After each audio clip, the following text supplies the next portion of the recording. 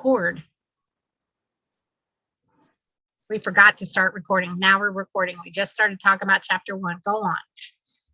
So one of the things that I highlighted was the mastery requires patience. And this was in chapter 1. And the quote from the former Jacob Riis, R-I-I-S. He says, when nothing seems to help, I go and look at a stonecutter hammering away at his rock, perhaps 100 times without as much as a crack showing on it, in it, yet at the 101st blow, it will split in two. And I know it was not the last blow that did it, but all that had gone before. Yeah. And he really expounds on that in chapter 2 when he talks about, when you're basically watching water freeze, right? Mm-hmm. He talks about, here you are, you're watching water freeze or melt. No, it's watching ice melt. And so the ice isn't doing anything. It's 20 degrees, it's 25 degrees, 26, 27, 28, it's 30 degrees. Nothing is happening. 32 degrees, it starts to melt. And it isn't because what the guy said about the stonecutter, basically, Yeah. It isn't because all of a sudden everything's perfect and it's in that moment. No, it's been gradually melting the entire time. The temperature has been gradually increasing the entire time. You just couldn't see it. It was not tangible. It was not visible. That doesn't mean you aren't making progress. Yeah. Yeah. Yeah. Yep, I totally agree with that. And he introduced the 3 layers of change, which I thought was really good. So layer 1 being outcomes, layer 2 is the goals, process. Outcomes is the goals. So when layer 1 is, I want to make $1 million. Layer 2 is, okay, what's the process in which you're going to make $1 million? And layer 3, which we just finished reading, We Shall Be Millionaires. That's what she's focused on, is identity. Layer 3 is identity, acting like a freaking millionaire, having millionaire thoughts instead of broke ass thoughts. And so she started with layer 3 without explaining it, and he's explaining it, which is, I think, these books fit together really well. I think they do too. They complement each other, and like her $1 million thoughts, like you're like, why am I struggling? Why am I struggling? Because you haven't adopted the identity, because, and I love his terms, you don't have the votes, you don't have the proof, right? But you don't get the proof without the process of basically failure, which is only feedback. You tried, you failed, you try something else. Somebody said something in a meeting recently about failure being this still a progress. It was, I think it was a Winston Churchill quote, but basically it was like, I want to continually be failing, so that I know I'm making progress. I'll have to look that one up because I don't remember exactly how that went, but I remember it resonating with me.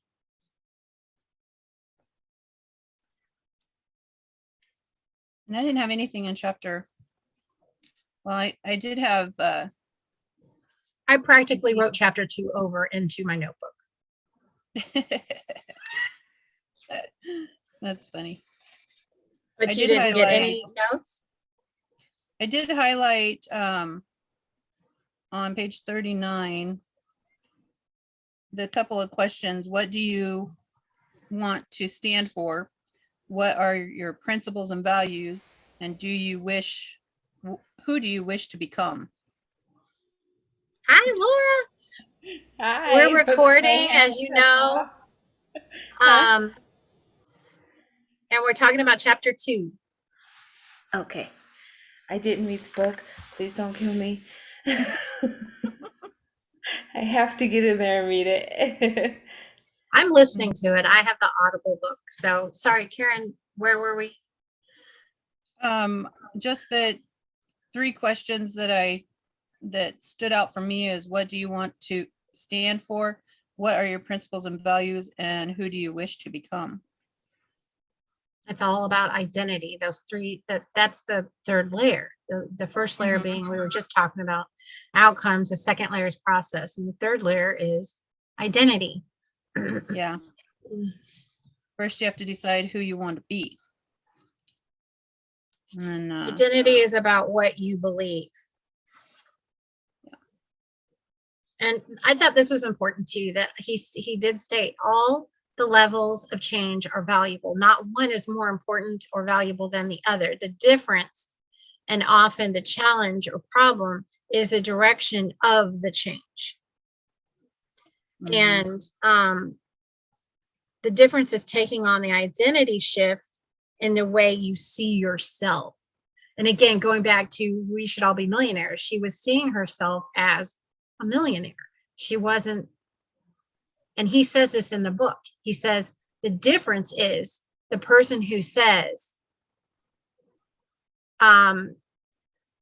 who's offered a cigarette and they say, no, I'm trying to quit. So they're identifying as a smoker that's trying to quit smoking. Instead, or in a, there's another person who's offered a cigarette and says, no, thanks, I'm not a smoker. They've shifted their identity from I'm a smoker that's trying to quit to I'm just not a smoker. And you don't know whether they're never been a smoker or whether they're just choosing right now not to identify as a smoker. Right. And I thought that's really powerful. I'm going to start doing that. Mm. You know, Yeah. have you guys seen on Netflix that girl that came into the United States from like Ukraine or something, posed as a millionaire heiress and scammed a ton of people out of a ton of money? And she was penniless because she took on the identity of an heiress. Mm-hmm. She got put in prison for it. I Oh, yeah. saw the movie on it. They had the movie about it on Netflix, and I remember seeing her when it happened because it was something about a ball that happened. It was like, who is this woman? And then, yeah, I saw the movie recently. I was like, oh What's the name my of the movie? gosh, I that don't is know what you're crazy. talking And they about. still to this day are like, well, they're not even quite sure. Like, I was like, I'll have to Um, find it. I think it's on Netflix, but I didn't watch mhm. the movie. Oh, I can't. It's recording, so I can't. I wonder if I share my screen if it'll let me. Okay, now it'll let me. All right, so let's Google. Um, It was a good millionaire movie, and it was very interesting about, heiress really she scam. took on this identity. She That's fooled her, a lot of people. Anna Sorokin. The Netflix. Let's see, millionaire heiress scammer. I don't know the name of the movie though. Well, let's do. Oh, Anna Sorokin, Netflix. Inventing Anna is the name of it. There you go. Yeah. It So was a good movie. I didn't see the movie. I saw like an interview with her because I was like, I'm not interested in Hollywood's version of this. I'm interested Mhm. in that real person. And she is a spitfire. Like this guy is trying to intimidate her and trying to question her and get her to admit. And she is so, now I think she may be a sociopath. Okay. I'm just saying, but she is so secure and grounded and firmly invested in her identity, she still doesn't see that she did anything wrong. Mhm. She says, I didn't ask anyone for money. She said they all offered. Hmm. Now, whether that's really the case, that's her Mhm. viewpoint of it. And she Yeah. may wear, and they're all saying how scheming she was. But she doesn't come across as having schemed it. Of course, she's trying to portray herself as, hey, I didn't do anything wrong. Mhm. But at the same time, she's saying, look, I didn't, and then her best friend I read an article that her best friend was interviewed in, and her best friend said Anna was so what's the word? Gracious and Hmm. giving. She said she would do anything for you. If you're her friend, she would do anything for you. Well, in that movie, she would get money and then she would give it away. She'd spend it on everybody. And then she'd need it again. And, and they're like, well, you're scamming. And there was aspects to it, but they never denied that she got it and she gave it. Like, she just gave it away. She would put herself into a broke space, giving all of it away, not even realizing how much she was Because spending.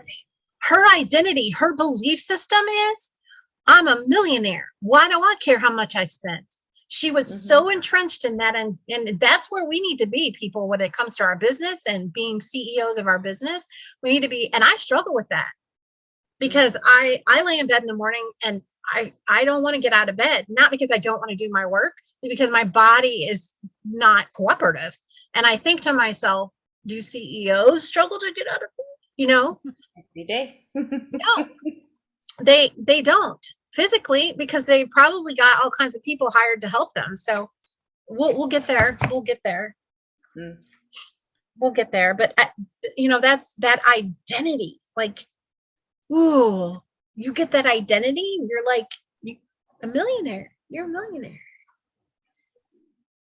I've kind of Um, started adopting that mindset a little bit because I don't if if I want to buy something, I buy it, whether I have the money or I don't. More yeah. times than not, even if it's a tight week and I know I shouldn't, if it's going to benefit my business, then I do. So it reminds me of, even in the book, he said something. He says, if you want to be a writer, identify yourself as a writer when you're out and about. Oh, what do you do? I'm a writer. And I've started to do that.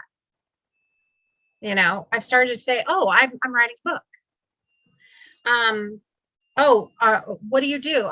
I'm the owner, founder, and CEO of Lady Powerhouse Solutions. Instead of saying, oh, I do project and event management, consulting, and, blah, blah, blah. I just say, I own a company. Oh, what do you do? Then I say, project and event consulting and management, which is kind of what I've switched to saying. I do say that. I say I own a virtual assistant agency and consulting agency. So I do say that. Like I own a business. Like I own a company. Yes. This is what I do. I I work in think a mind frame that way. we were talking earlier about, what's the struggle? The struggle for us in moving up with our business has been finding good people, like reliable team members, right? And I don't know about you, but oh shoot, my thing came unplugged. Do you struggle with that, Laura? I've done pretty well, but I don't focus in one area. So I do a lot of networking, and kind of a lot of testing. So I've gotten lucky, but I do I guess my history, my corporate history was I putting together teams. I had to hire staff. So I've been someone who's been kind of entrenched in really watching what people do and their behavior and I'm body language and things like that. So I've been kind of okay with it at this point. Now, not to say that I'm not going to struggle with that in the near future, at any time, because obviously there's a point. It'll come to that where there's always going to be someone somewhere. But I'm lucky because I did have that background of having to put together teams and hire staff for the right kind of stuff. So you were So. sharing a struggle that you did have early on in your business. Was it last year? But it was it not a team member? It wasn't or partner. Oh, so I had partnered up with someone who was doing my social media, and he was kind of like bringing people in and stuff like that, and training the social media side because I don't do social media, not like I didn't. I can do some of it now, but I'm not in that expert level yet. So he was supposed to be doing that, and he was failing. and I didn't know it because I didn't know what to look for. And I wasn't going to offer it as a service because it's not something I knew how to control or manage or quality check for. So I ended up losing what, 4 clients in a month over that mess Yeah. because And he so didn't it's take hard. accountability. Yeah. So it's easy to lose your identity a little bit when stuff like that happens. And Right. so Now, I knew he, it wasn't like me. Like I'm not a social media person. That wasn't something I wanted to be part of, but he was like, nope, I'll do it and I'll do this. And I put some faith in that because he was yeah, good when he did it. I mean, the work that he did was good. It's just the consistency and the lack of accountability was where we had a problem, and that quickly became apparent. So when that all that ended and everything went down, I was like, oh God. But I didn't stop offering social media. I then got clear on, if it's somebody I couldn't handle, like that lady, I'll refer it out. If it's something I can handle or I can quality check and I know others can do it too, then I'll keep it in house. But even like with that lady that I emailed you that day, where I'm like, oh yeah, what she wants is way above my my level. yeah, So yeah. it's knowing where And your limitations are too, yeah, you know. exactly. And he says that too. He says, don't get attached, don't get attached, period. Continually upgrade and expand your identity. So don't stay, once you identify and you're comfortable, don't stay comfortable. Don't get attached. Keep expanding your identity. And um, this was the other thing. He says, your identity emerges out of your habits. You are not born with preset beliefs. Mm, Let that that makes sink sense. in. Mm-hmm.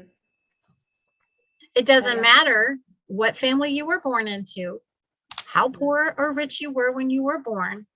It does not affect your belief system. Until you're taught certain things, which means you can fix it, change it. It can become whatever Yeah. you want Once it you to if become you an brief it. adult Mm-hmm.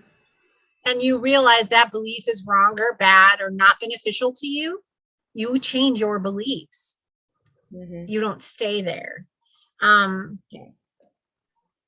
it says he said, every belief, including those about yourself, is learned and conditioned through experience. Mm-hmm. So even though, and I think this is important, even though your parents may say do the right thing, what you're experiencing when you see them do the opposite is what actually informs your beliefs as a person. And that, I think that's That do a as I say, not as important, I do whole thing that you give to your kids is BS. yeah, I do it to mine. Like, look, because I said so at this point, just because, you know. yeah. And I really liked what he said. He says, your identity is a repeated beingness. Like you are being, that's the Latin name of identity, is beingness. And I really, really, really liked that.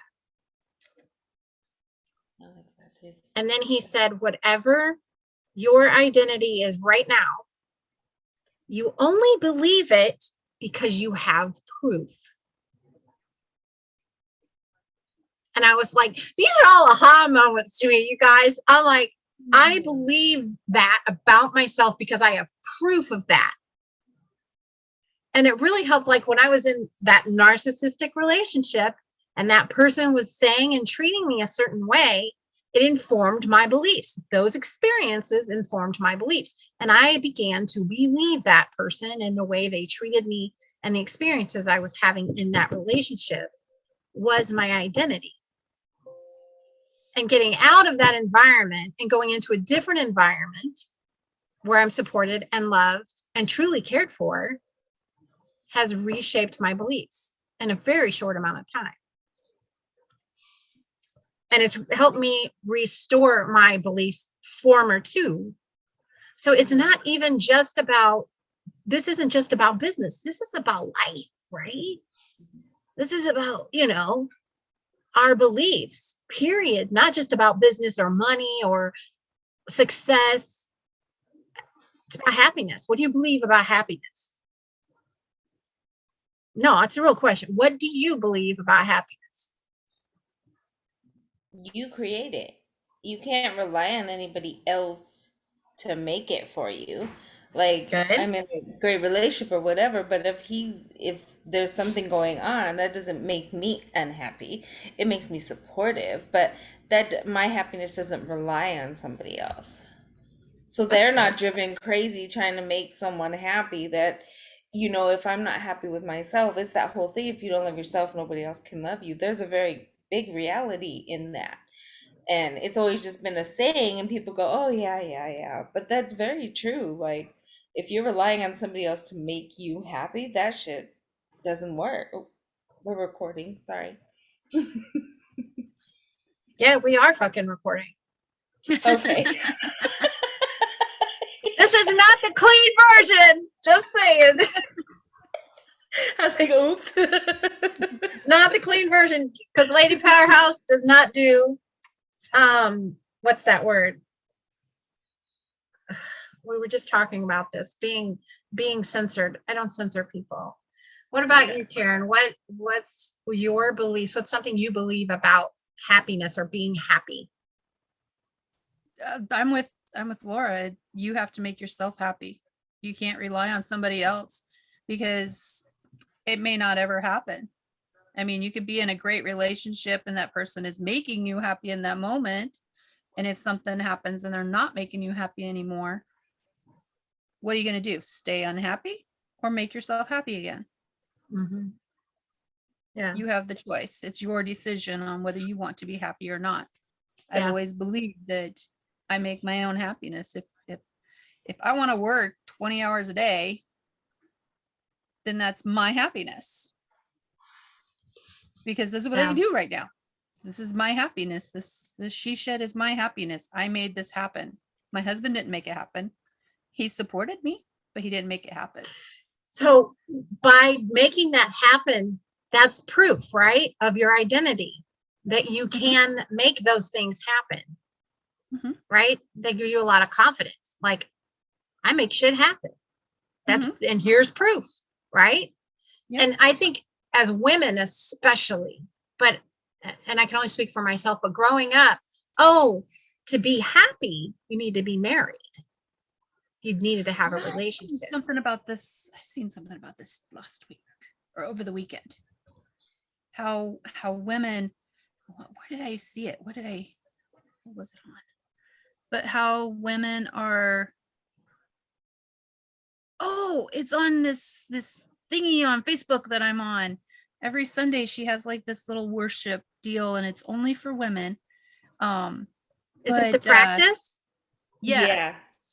Yeah, Yeah. I invited you guys. I'm glad you're there. Yeah. Yeah. I love I don't her. always make it on time because I keep forgetting it, but She I watched records the them. replay. Yeah. And so that's what I was watching earlier. And yeah. So you triggered that when you were started to talk about the women used to be. Yeah. And I've never been that way. I've never been that way. I've always been, I'm woman, hear me roar. Yeah. I'm going to do it all myself. I don't need a And man yeah, to do anything for me. that's one example. Like, but I think we're fed a lot of different stories as women. Mhm. Like, oh, if you want to be happy, then you have to have children, or you have to make a certain amount of money, right? Or you have to have a certain kind of job. I don't know if you know who Joe Coy is. He's a comedian, very foul mouthed. I love him. I And love to. he's Filipino. And he's always talking about his mom and how Filipino mothers, they predetermine their children's career path. And it's only like 2 or 3 different things. And it's just hilarious. And one of those things is nurse. Mm-hmm. And he says, so tonight here in this auditorium is a really great time to have a heart attack. And because the room is just filled with Filipino nurses. But or some kind of at a former, let's say my second husband's son's wife is Filipino. She's a physical therapist. Right. Yeah. And We have a so, couple Filipino friends and we crack up at that because it's so true. Like there really is that set of like, no, you're going to do this. And yeah, there's another culture that's like everybody is doctors. You're going to be a doctor. And yeah, it's like, the oh, okay. Asians, yeah, Hmm. or violin. And then if you play the violin, you have to be the best. And Hmm. well, I think a lot of cultures are that way in general. Like if you do something, you must be the best at it. There's this pressure, right? And I think for women, and she was, I don't know if it was this week or last week or the week before, she talked about when she was taking her yoga practice, she was learning from a master yogi, and they're going through the things to avoid, right? And one of the things was to avoid women, because the teacher, the master, and back in the time when that was written, they were all men. And so they need to stay away from those women because they distracted them, you know. And that's when she realized maybe this isn't aligned for me, or maybe I need to find a different way to learn what I want to learn and gain what I want to gain from this without going through a male filter, Hmm. a patriarchal filter. And that's what this kind of reminded me of, with the identity and the beliefs. Like, what do we believe makes us happy? Is that our beliefs, or is that someone else's beliefs that we've adopted? Are those truly our beliefs? And he said, for instance, if you go to the gym even when it's snowing, you have evidence you are committed to fitness, right? That's evidence. That's a vote. Later on he talks about the votes. And the more evidence you have for a belief, the more strongly you will believe in it. So just keep producing evidence that you make shit happen, Karen, and you will make more shit happen, right? Yeah. It's Hmm. exponential. That's the compounding interest, the compounding beliefs, compounding habits that form your beliefs and make you whatever it is you believe you are. Yeah. He said, this is what he said: I didn't start out as a writer. I became one through my habits. He wrote a book, but he didn't used to say he's a writer. He said, I became one because of my habits. And I'm like, oh, well, then I'm going to become a millionaire through my habits. Right. Mm-hmm. Absolutely. Yeah. And he says, your habits contribute most of the evidence which shapes your identity. The process of building habits is actually the process of becoming yourself. I And here like he's that. talking about becoming yourself, not becoming a successful business person. Hmm. Talking about becoming yourself, because it's that feedback loop, right? Like we do this thing, we fail, that's feedback. Let's try something different. Or, hey, that felt good, that didn't feel good. That's feedback. And we will steer towards the things that feel good, and that becomes our belief. Oh, I'm good at that, or I like doing that. I believe, I believe. Now I'm thinking of Shrek. Anyway, he says, look, a squirrel. Every action you take is a vote for the type of person you wish to become. I just want to take these and just like plaster them everywhere. Every Hmm. action you take is a vote for the person you want to become. So when I go for a walk, even though it hurts like, I'm voting for the person I want to become, not the person I am. Hmm. That's a vote. And he says, what's really cool about votes in an election, right? You have two different people getting all these votes. You don't have to win unanimously. You don't have to be perfect all the time. Both sides are going to get votes. Who wins? The one with the most Most votes. folks. It's so simple. It is not. You don't have to be perfect, right? Yep. You just have to outvote the lazy shit. over in the corner, or the itty bitty shitty committee in your head, or whatever, you know. I was just like, oh, I love that. Yep, that makes a lot of sense because it's, and especially in what we do, we talk and discuss a lot about perfection and the imposter syndrome, and you don't have to do this. But we have clients who are like, I need someone who's going to do it perfectly. And I'm like, okay, how do we tell each other we don't have to be this and then set those expectations with our clients? Like, look, we have an error rate. I don't strive for perfection. I strive for the absolute best. And there may be, I hope for perfection and get it done with zero mistakes, but I'm not going to completely shit if I don't, if there's a mistake or a typo, or if there's something in there that is a mistake, then I'm not going to be like, oh my gosh, I'm worth firing for that. Because if you're needing perfection, I need you to perform it. Like, where okay, in yeah. this? As soon as somebody comes to me and go, oh my God, blah, blah, blah, blah, blah. Oh, really? Okay, you go do that then. Have fun. Yeah. Enjoy trying to be perfect. Yeah. Not my monkey, not my circus. Hmm.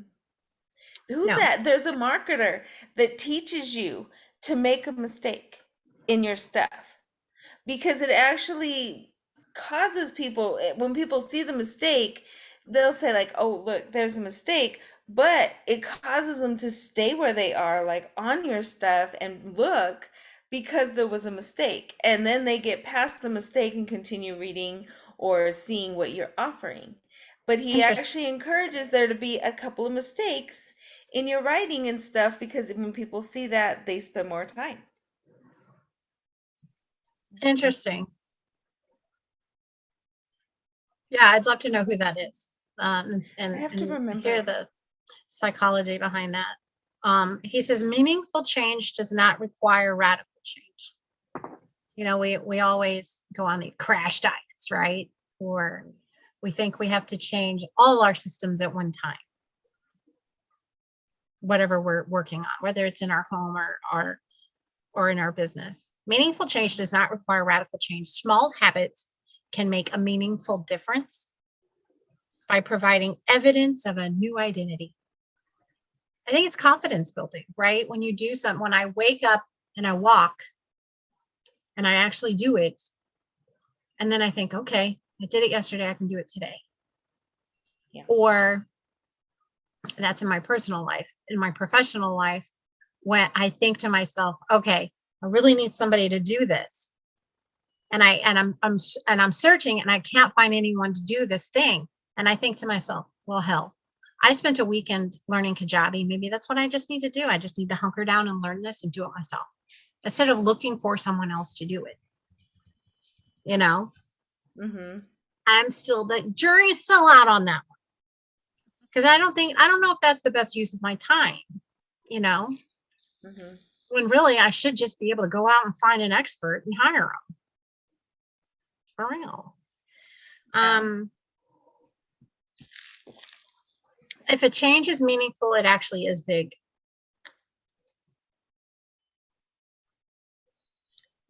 Say that again.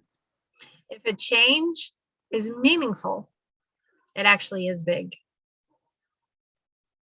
Yeah. And I was trying to think of an example of this. Exercise. Exercise is meaningful because it gets you healthy.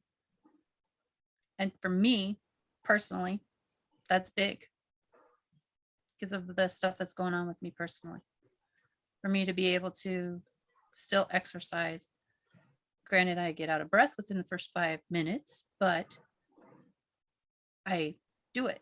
So it's meaningful. So to me, it's big. Yeah. I'm used to doing 1 time a day. Today I've done twice.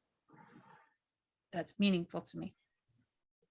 That's a big success for me. That makes sense. Yeah.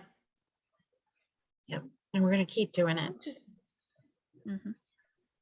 Habits are the path to changing your identity. The most practical way to change who you are is to change what you do. And, one of the things that I've learned in Kathy's program over the past 2 years is that so often as women, we identify with what we do for others.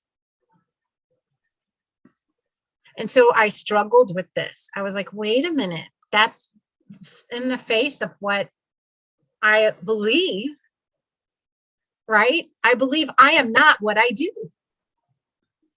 And he's here telling me, because I'm really attuned to the patriarchy now, verbiage, like the language that men use when they're talking about people and how it's actually slanted, right?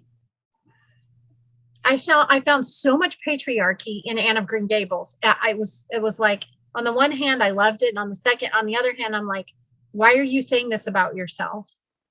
Because it was a woman writing, but she was basically repeating what the patriarchy had told her about her identity. Right? So the most practical way to change who you are is to change what you do. He's not saying you are valuable or invaluable. And I really had to think this through. Because of what you do or what you do or don't do, it's not a value. I'm changing who I am by changing what I do. So when I walk in the morning, I'm changing who I am by walking, because it's voting for the healthy person I am. So I was like, okay, that makes sense. That is not about value. It is about when I take action based in the identity I believe in versus, and I think he didn't state this, and it needs to be stated, especially for women, that it needs to be stated. The most practical way to change who you are is to change how you think about what you do. Does that make sense? Or am I just talking myself in circles here? No, it makes sense to me, because if you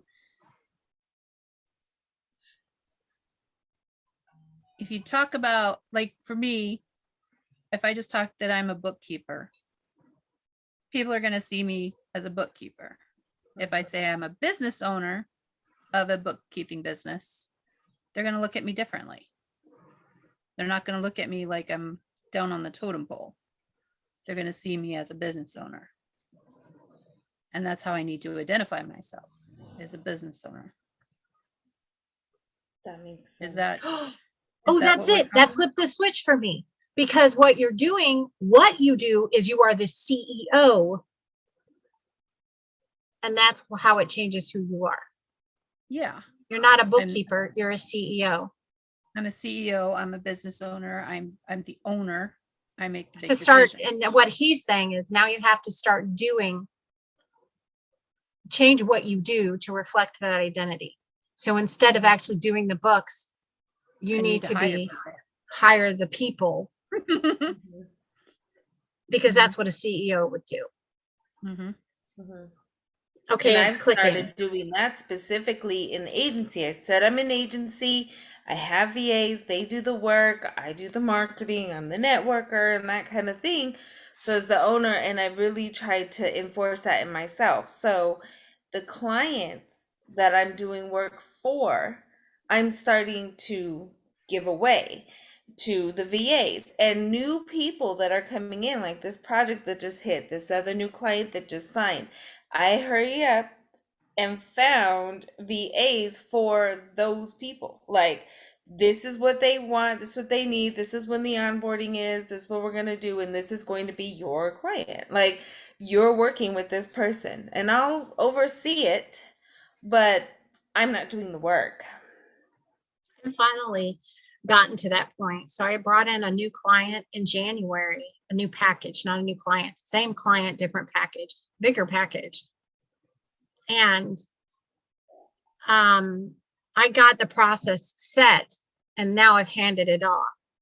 And so the only people I'm actually doing work for is anything that I'm bartering, basically. Mm-hmm. I have Yep.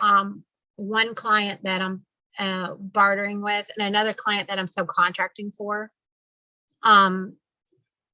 Because they were one of the first people to hire me as a subcontractor. And so I just continue to do that work. Now their rate goes up every year, Mm-hmm. but it's still half of what I charge Right. because they keep sending me the big client that bought a big package in January. So Right. it's an investment. I don't see it, but I want to work directly with them. I don't want to pawn them off. Number one, it's not cost effective. Number two, I want to maintain that relationship. Mm-hmm. So now all of my work that I have is subcontracted out unless it's bartering or subcontracting. And Yep. that feels really good because it's really only a couple of things. Mm-hmm. I'm the same way. Anything I'm bartering or doing for free, I still do. Anything that I'm subcontracting on, because I still do a couple of clients just like you, those I do. But everything else, and I was doing kind of what you were doing, where I do the work initially and then I hand it off when the process is there. So instead, I kind of change that up where I'm like, we'll work together for the first month to get the process together, and then this is yours, and I will track it through the CRM. So they're still having to really start from the beginning, and they're having to think through the process of how I'm going to work with this client, how's it going to go, and I'm just going to oversee it. Because a lot of time was still being taken doing the work initially so that I could hand off some type of SOP or process. But I'm like, if I'm hiring subcontractors and they're business owners themselves, they need to learn how to I'm going to think have to from the start doing beginning. that too. Yeah. Yeah. Yeah. So that's kind of how, how it went. And, these ladies are great. And most of them are like, okay, and jump on that. And there's a few that I've brought in where it's like, I need to train them a little bit more. And that's fine because there's some skills I'm like, oh, I need you to really kind of do this instead because this is the way I handle clients. But, so it's specific to what we do in ODAA. Um, I'm a little more hands-on with those at the very, very That's a beginning. really good But approach, Karen, for you. That would be a really good approach for you to bring someone on subcontract when you get a new client and have them go through the onboarding with you. So it doesn't feel like such an abrupt handoff. That makes a lot of sense, Laura. We need to talk about that in one of the podcast episodes. okay, Make a note. we need Don't to get forget. going. I found a podcast guest today too. Oh, good. I Yep. know a lot of people that want to be on there, so we have guests that are willing. I just need to get off my ass in this So week. girl preach. All right. So the other thing he said was each habit not only gets results, and I loved this, not each habit not only gets results, it also teaches you something far more important. Does anybody remember what it is? I didn't read it. No. How to trust yourself. Oh, that's Yes. good. Mm-hmm. And I was like, okay, now you're speaking my language, honey. You're Because you're back that's in about my confidence. That's that confidence. When you don't know something, when you're first starting, you're stumbling through it, that's a confidence builder. yeah. He says you start to believe in you can actually accomplish these things. And when the votes mount up and the evidence begins to change, the story you tell yourself begins to change. Oh, I think that was a skeeter. So he says, when the votes mount up and the evidence begins to change, the story you tell yourself begins to change. And I made a note when he said that, I made a note if we don't gaslight ourselves. Well, that's that, I stop my Or thoughts in allow my others heart. to. Yeah. So it's like that first thought. You got 6 seconds. The first thought is the thought that comes from your heart, which is supposed to be your guide. And then the thoughts that come in after that, if they're negative, and the things that start to come in that talk you out of it, are your mind. So when my heart speaks, I tend to then stop the thought altogether at that moment. Like, okay, stop. So anything else that comes in, I'm like, oh, I don't entertain. I'm like, oh, whatever. And I go right back to what I was thinking from the heart thought, because if not, I allow those mind demons to really kind of try and take over. So I've had to, in this last year, I've really worked really hard on stop after the first 6 to 10 seconds. Like the second you have the thought, anything else that you allow to start trickling in, it has to immediately just, nope. Okay, what else do I need to do? Oh, that was a good thought. Where's my pen and paper? Like I just totally negate the fact that anything else is coming through. It doesn't always So, work, but at the beginning of the year, this is how things, if you let the universe guide you, it will. The very first of the year, January 3rd, I did Gabby Bernstein's manifesting challenge. And one of the first things she taught us was, number one, notice the thought. And I felt like this was really important. And there was a young lady on LinkedIn that, because I said to her, sometimes I've got those thoughts in my head and I just have to say, you know what, you need to sit down and shut up. And she goes, no, don't do that.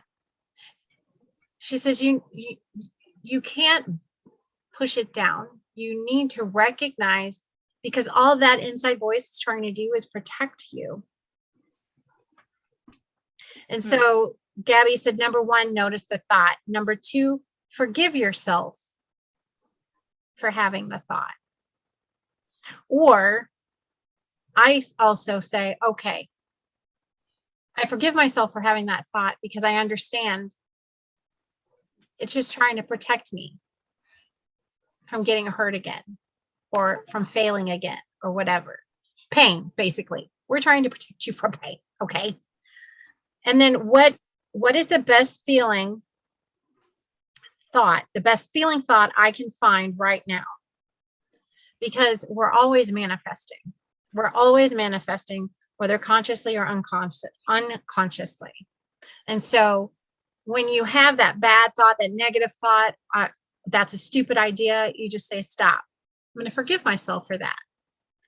Now, what's the best feeling thought I can think instead? Because you want to manifest that, not that stupid. You want to think, you know what? I think this idea has some potential or whatever it is. So, yeah. Let's see, what else did he say that stuck out to me? He says,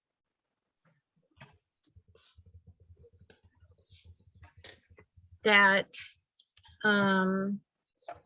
the opposite's true too. So every time you choose to perform a bad habit, it's a vote for the identity, the bad identity, right? The wrong identity or whatever. But this is when he talked about the good news is you don't need to be perfect, right? Because in any election, there's going to be votes for both sides. So you don't need a unanimous vote to win the election. You just need a majority. He says, one, decide who you want to be. Two, vote for that identity. It's kind of like, what would Jesus do? Right? Remember that? The bracelets, and what would Jesus do? Identify who you want to be and then ask yourself, what would they do? What would a writer do? What would a CEO do? What would a millionaire do? They'd probably be like, whatever. I got $1 million. You know? That's why she was spending like crazy, is because she knew there was more. In her mind, there was always going to be more. Mm-hmm. Yeah. So I know Karen has read ahead. So tell us, Karen, what are we in store for? What chapter are you on? I'm on 8, but I'm not telling you anything. Can you tell us 3 and 4? Some stuff from 3 and 4? Not without going back and looking. Oh, ooh. Yeah, I didn't get anything. Boundary, didn't she?